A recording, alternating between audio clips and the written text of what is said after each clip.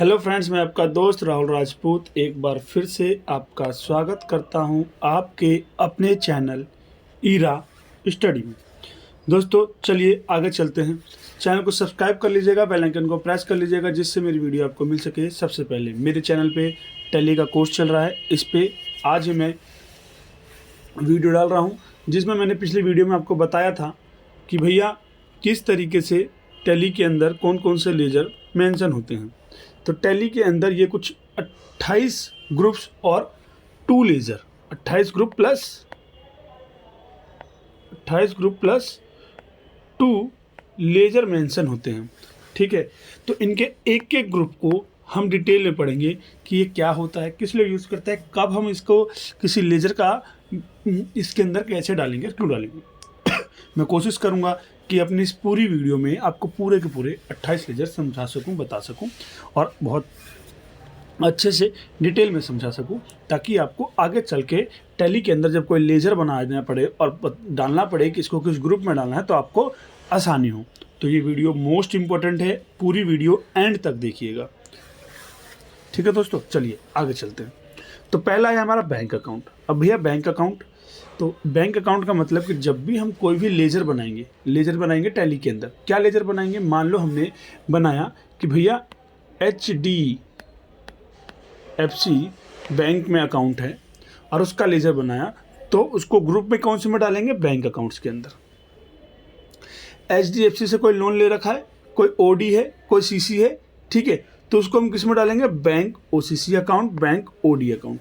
OCC क्या होता है समझो, bank OCC full form from the reference to open cash credit. OCC is type of bank account that service enterprise of medium and small size. ठीक है, ये होता है, क्लियर। अच्छा, बैंक OD का मुझे बताने की तो ज़रूरत है नहीं भैया, बैंक OD बच्चा बच्चा जानता है मेरे हिसाब से जो अकाउंट सेक्टर में है, कि बैंक OD का मतलब हुआ कि current account with bank when customer draw over and above his valuable balance is become a overdraft account. मतलब कि बैंक OD का मतलब कि आपके अकाउंट में एक लिमिट पैसा पड़ा हुआ है, 10 लाख तक की लिमिट है कि आप पैसा ना होने के बावजूद भी 10 लाख तक निकाल सकते हैं अपने बैंक से। इसका मतलब होता है bank OD। Branch and divisions, मान लो कि मेरा दिल्ली में है, कोई दूसरा ब्रांच है, जैसे कि permit sale purchase transaction to take up place with accounts and open here, है ना, कि कोई भी परचेज का है, ब्रांच के अलग अलग ब्रांचों का परचेज आ रहा है, इस ब्रांच का परचेज है, उस ब्रांच का परचेज है, तो आप यहाँ पे डिवाइड कर सकते हो, ब्रांच एंड डिवीजन में डाल सकते हो। कैपिटल अकाउंट, आप समझो कि भैया जो डायरेक्टर द्वारा लाएगा पेमेंट फर्म के अंदर इंस्टॉल किया गया, कैपिटल अकाउंट का है ना, ओनर के लिए ओनर्स अमाउंट है ना, ये समझो कि जो ओनर का अमाउंट है वो क्या किस में आता है, कैपिटल अकाउंट में। ये देखो, ओनर और ओन्स अमाउंट, क्लियर। अब आता है कैश इन हैंड, जो भी आपके पास कैश का पेमेंट है ना, डायरेक्टली कैश से ट्रांजेक्शन करते हैं। मान लो कैश इन हैंड है, अब वो कैश किसी के हाथ में भी हो सकता है। पेटी कैश है तो पेटी कैश लेजर बना दिया हमने, ग्रुप में डाल दिया कैश इन हैंड। ठीक है, करंट असेट्स, कोई भी ऐसा असेट्स खरीदा हमने, उसको करंट असेट्स है हमारा, करंट असेट्स के अंदर डाल दिया। ठीक है, तो करंट असेट्स होता कौन है, क्यों से होते हैं, जो हम 1 ईयरली एंड 12 मंथ तुरंत लिक्विडेट कर सकें, इन कैश फॉर्म में कन्वर्ट करने में हमें प्रॉब्लम ना हो, तो इसको बोलते हैं करंट असेट्स। करंट लायबिलिटी सीधी सी बात है, जो तुरंत देना पड़े, रिसेंटली देना पड़े, अभी देना पड़े। जैसे करंट लायबिलिटी के अंदर क्या कहते हैं, शॉर्ट टर्म डेट्स। ठीक है, obligation of the company need to pay within a year, जो ईयर के साथ में salary due to paid, amount payable to suppliers, है ना, सप्लायर को देने वाली पेमेंट सैलरी तो करंट अमाउंट है, हर मंथ में देना पड़ता है। और ये वो हर एक अमाउंट जो हमें देना पड़े, हर एक लायबिलिटी जो हमें देनी पड़ी 12 महीने के अंदर विद इन 12 मंथ, ठीक है, या 1 ईयर, उसको हम करंट लायबिलिटी बोलते हैं। ठीक है, चलिए आगे चलते हैं। अब चलते हैं डिपॉजिट असेट्स पे। भैया ये डिपॉजिट्स असेट्स क्या है समझो।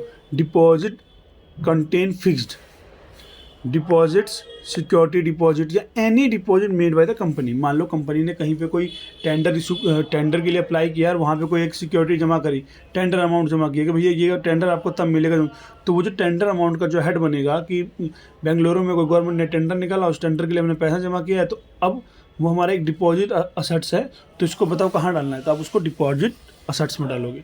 ठीक है। डायरेक्ट एक्सपेंसेस, जो भी कंपनी के डायरेक्ट एक्सपेंसेस बनेंगे, चाहे वो कुछ भी हो। डायरेक्ट एक्सपेंसेस क्या होता है, इनडायरेक्ट एक्सपेंसेस क्या होता है, ठीक है। डायरेक्ट इनकम क्या होता है, इनडायरेक्ट इनकम क्या होता है, यही मैंने आपको बताया कि जो बिजनेस में डायरेक्ट इफेक्ट करे डायरेक्ट एक्सपेंसेस, जो बिजनेस में इनडायरेक्ट इफेक्ट करे इनडायरेक्ट एक्सपेंसेस। अब मान लो जो ट्रेडिंग का काम कर रहा है तो सेलिंग उसके लिए क्या होगा, डायरेक्ट एक्सपेंसेस। सेलिंग पे करने वाला जो भी खर्चा होगा वो क्या कहलाएगा, उसका डायरेक्ट एक्सपेंसेस, क्योंकि जब तक वो सेल नहीं करेगा तब तक उसकी उससे एडवर्टाइजमेंट में ऐसा खर्चा नहीं करेगा तब तक उसका सेल होगा नहीं, तो एडवर्टाइजमेंट उसके लिए डायरेक्ट एक्सपेंस। बट अगर वही मैन्युफैक्चरर काम कर रहा है तो फैक्ट्री, फ्यूल का खर्चा, ये सब उसके डायरेक्ट एक्सपेंस, तो बिजनेस को डायरेक्ट इफेक्ट, उनका खर्चा ही मोटा खर्चा होगा, है ना। सेलिंग पे उसका उतना खर्चा, मोटा खर्चा नहीं होगा जितना वहाँ पे होगा उसको, ठीक है। तो ये होता है।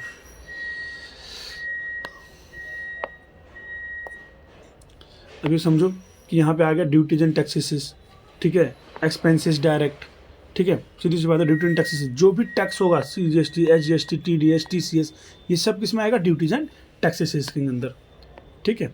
अभी समझो फिक्स एसेट्स क्या है, ठीक है। फिक्स एसेट्स के बारे में, तो भैया जो भी हम बिजनेस में रिवेन्यू के लिए रखते हैं, मशीनरी वगैरह, ये सब हमारे क्या होते हैं, फिक्स एसेट्स हो जाते हैं, ठीक है। इनकम डायरेक्ट, सीधी सी बात है, सेल्स होने वाली, देखो डायरेक्ट इनकम या income direct, any income from main service like a freight charges income, है ना, delivery charges income, transportation charges income, है ना। मेन सर्विस, जो भी आप सर्विस दे रहे हो उससे मिलने वाली ही इनकम डायरेक्ट, जो कि डायरेक्ट इनकम होती है, क्लियर। चलो अब आता है हमारा इनकम इनडायरेक्ट। इनकम इनडायरेक्ट क्या है, कहता है one that gain from one business activity is the indirect income, sale और sold newspaper, sale of the carbon box for instance. मतलब मान लो भैया न्यूज़पेपर इकट्ठा किया, न्यूज़पेपर इकट्ठा हो गया, वो आप सेल कर रहे हो, तो वो इनडायरेक्ट ही तो है, सेल कर रहे हो, इनडायरेक्ट सेल हो रहा है, तो हुई तो उससे इनकम ना हमारी, तो वो हमारी, सॉरी फ्रेंड्स, इनकम हुई ना, तो वो हमारी इनडायरेक्ट इनकम में आएगी। अब कहता है इनडायरेक्ट इनकम क्या है भैया, सीधी सी बात है, one of the gain from the business on activity, income for sale the newspaper for the carbon. Same है, क्या है, सेम है, बस वर्ड को आगे पीछे किया गया है, ठीक है। इन्वेस्टमेंट, इन्वेस्टमेंट और दो investment business by the way, मान लो भाई मेरे पास पैसा आ रहा है, पर कंपनी ने क्या करा, कुछ पैसा रेंट पे दे रखा, वहाँ रेंट पे इन्वेस्ट कर दिया, प्रॉपर्टी आ रही है वहाँ से, तो rent investment. Loan in advance, हमने किसी भी सैलरी को, किसी भी पर्सन को सैलरी में एडवांस दे रखा है, परचेज करने से पहले हमने उसको एडवांस दे रखा है, ठीक है, सैलरी एडवांस हमारी, ठीक है, तो ये हमारा लोन इन एडवांस में आता है। लोन लायबिलिटी, पैसा ले रखा है, देना है, बैंक ओडी, बैंक ओसी अकाउंट्स, ये सब क्या है, लोन लायबिलिटी है, क्लियर। अब आप देखो बात आती है प्रोविजंस। प्रोविजंस क्या है, चलो पढ़ते हैं क्या कहता है। Provision, provision is the year ending expenditure of liability which will be payable to next year salary payable. सीधी सी बात है, प्रोविजन बना दिया कि हमें भाई क्लोज करने 31st को खड़े हुए हैं हम, और हमने सैलरी का प्रोविजन बना दिया, हमने एक्सपेंसेस का प्रोविजन बना दिया, हमने इंश्योरेंस का प्रोविजन बना दिया, ठीक है। All other expenses and paid with the next year period expenses in the current year, ठीक है, वो सब इसमें क्या जाएगा, प्रोविजन में आ जाएगा। परचेज अकाउंट, जो भी हम परचेज करते हैं कुछ तो परचेज अकाउंट में आ जाएगा।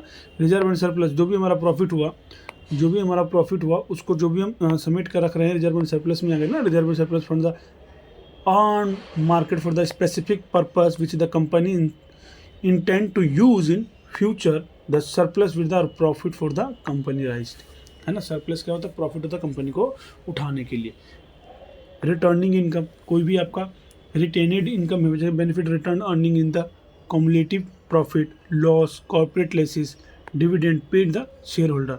सिक्योर लोन, कोई सिक्योर लोन है, कुछ दे के गिरवी रख के पैसा ले रखा है हमने। स्टॉक इन हैंड, जो भी आपका माल आपने खरीदा परचेज किया वो आपके स्टॉक में इकट्ठा है, उसको बोलते हैं स्टॉक इन हैंड।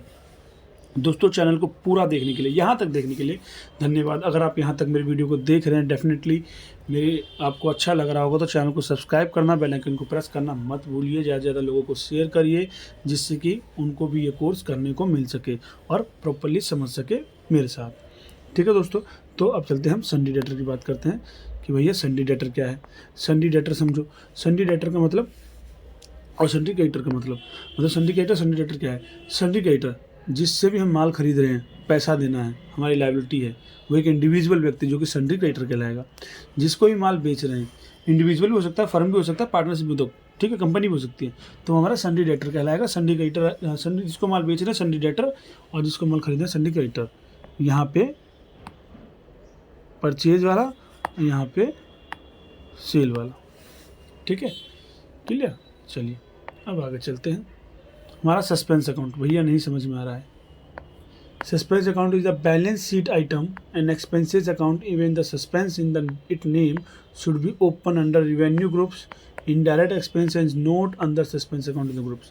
कहता है कि सस्पेंस अकाउंट क्या होता है, रिवेन्यू हो सकता है, एक्सपेंसेस भी हो सकता है, तो उनको सस्पेंस अकाउंट ग्रुप में डाल देते हैं कि भैया वो बैलेंस शीट में कहीं भी इफेक्ट कर सकता है। सन्डी डेटर्स अभी बताया था, ये रिपीट हो गया है, ठीक है, इसके लिए सॉरी। हम चलते हैं सीधा 30 क्वेश्चन में। अनसिक्योर लोन, एक ऐसा लोन जिसके लिए हमें कुछ भी गिरवी नहीं देना पड़ रहा है, जिसके लिए हमें क्या करना पड़ रहा है, कुछ भी गिरवी नहीं देना पड़ रहा है, एक ऐसा लोन, ये समझिए, है ना, वो क्या कहलाएगा, अनसिक्योर लोन। ठीक है दोस्तों, वीडियो कैसी लगी कमेंट करके ज़रूर बताइएगा। जय हिंद, जय भारत।